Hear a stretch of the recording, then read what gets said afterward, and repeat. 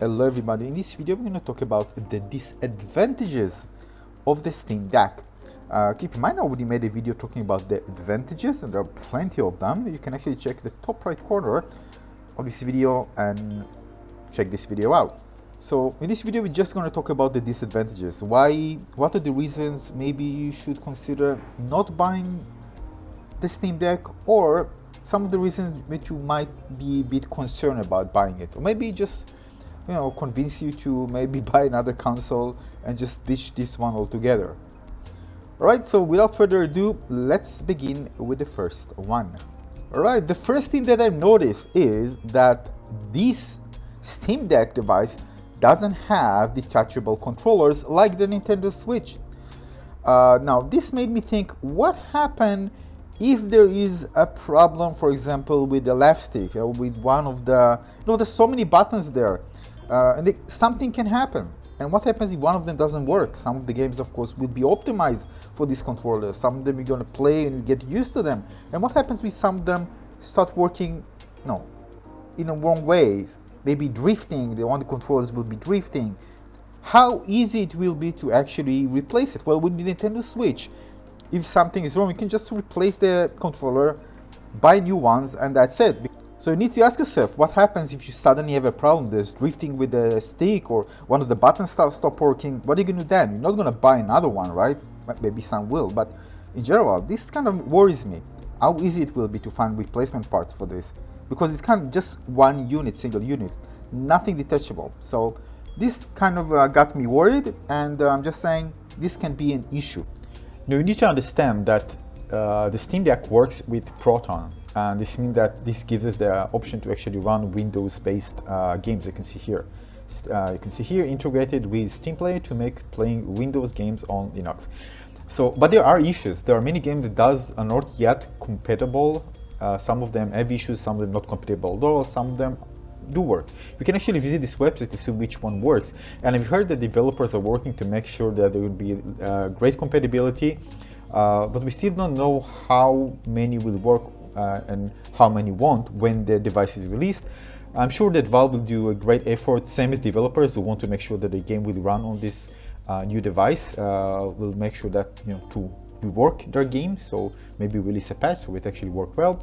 But you can see actually some of the games that do have issues. I'm pretty sure that the most popular games, you can see here many of them, by the way, will work. I mean, this is Valve's interest to make sure they will work. So if you take a look, for example, just Apex Legends, right?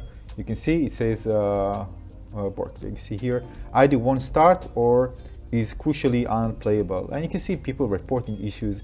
So again, this is something to worry about, because not all of the games will work like straight out of the box, right? Just install Steam and you can play all your games. Some of the games will have issues to some degree, so this is something to kind of worry about. But again, at the same breath, you need to understand that Valve will put lots of effort to make sure, and developers as well, all have the interest to make sure that the games work well on this new device, especially the most popular games out there. So I do expect that not, of course, all of them will work, but it will take a bit of time even after release. But I think eventually many of the games that we actually enjoy playing will work in a relatively short time. But again, something to keep an eye on, and because maybe some of your favorite games might not work or might not be available to be installed on this device. And by the way, Valve devs mentioned also that there are many games that have anti-cheat software. It doesn't work well with, it's not compatible well with their device, but they are working with them to make sure that when the Steam Deck is released, those games that require anti-cheat software will work properly. Now there's another issue. You need to understand this is a one-size device. You won't get it different sizes, and the problem is that some people might find the ergonomic of the device doesn't fit well for them. For example, if you have small hands, this might be an issue, right? Or if you compare it to a smaller device like the Nintendo Switch, which is considerably smaller. Yeah, so this is one thing that you probably want to, maybe if a friend buys it, just to try it out to see it actually comfortable for you to play it. I'm pretty sure that Valve actually put a great deal of effort to make sure that it will be comfortable. but in terms of layout, the buttons and stuff. But again, it doesn't mean that it will fit all. This is just for illustration purposes, by the way, what you see here. But keep in mind that you need to try the device yourself to really see if it fits your hands. If you have previous issues playing with handheld devices, either they were too small or just too large for your hand, something to keep in mind before purchasing. Now, the other thing is related to performance issues. You need to understand the reason that this handheld device can run many of the games out there on Steam well, even AAA games, at good frame rates and good settings, good graphic settings like medium to high, is because the resolution of the display is just 720p.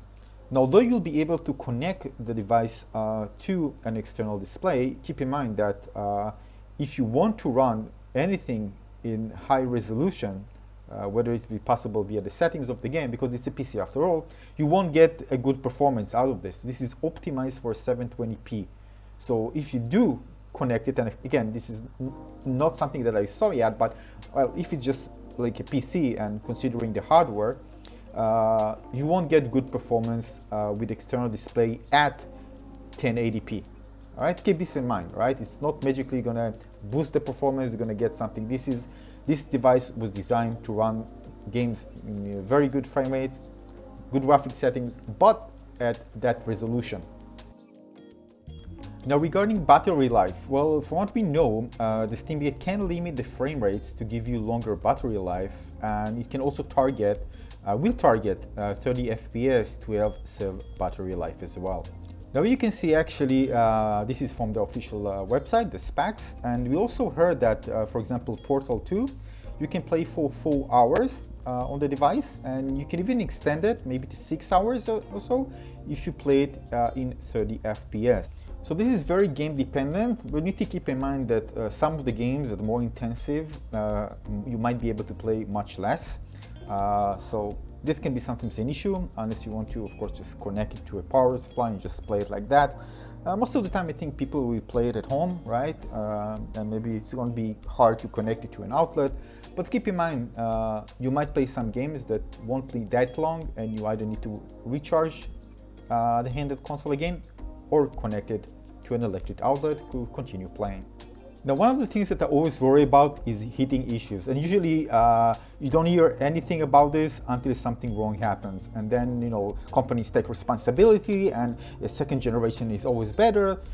This is something that, if it was that good, it should be something very, very prominent on the official website that really talk about the cooling system. Now, keep in mind, although this is a PC for intents and purposes, this, as you see, the APU power is 4 to 15 watts. So basically, this is not like a laptop that, of course, has a much higher requirement. I think around 50 watts, something like that. So this device was designed with all its components for as a handheld device with much lower power consumption needs.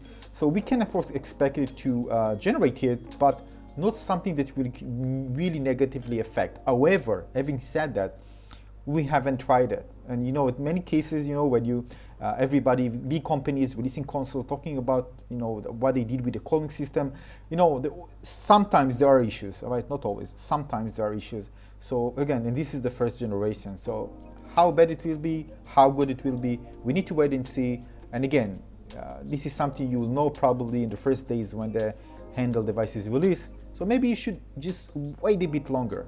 Question is whether if you wait a bit, you're going to find a console available. Now, one thing is, you need to remember, this is the first generation of the device of its kind that Valve is making. And question is whether there will be issues. We know when it comes to software and hardware, there are issues in the first generation devices, and we can expect this one to have as well. But how bad it will be, well, we don't know. So of course you probably want this device, to get it the moment you can. But keep in mind that if you are among those who really kind of have bad experience buying first generation of devices, maybe you should wait a bit, see how things are going. Maybe there are going to be some serious issues. We don't know.